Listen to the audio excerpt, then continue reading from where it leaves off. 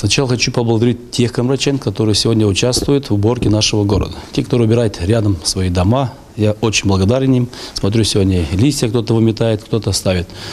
И есть просьба, у нас 6, 7, 8 проводится Международный инвестиционный форум.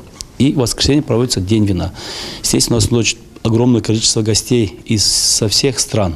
Это около 200 или 300 гостей. Это из Турции, из России, из Европы, со всех стран. Поэтому мы, как горожане, у нас культура, традиции быть гостеприимными, мы должны показать город в самом лучшем виде. Поэтому я сегодня обращаюсь к нашим горожанам. Есть огромная просьба, если вы даже убрали где-нибудь, собрали кучу листьев, не сжигайте их, потому что город заполняется дымом, и мы не можем представить, чтобы гости к нам пришли в город для того, чтобы вкладывать средства в нашу экономику, а мы их травим дымом. То есть это первое обращение есть.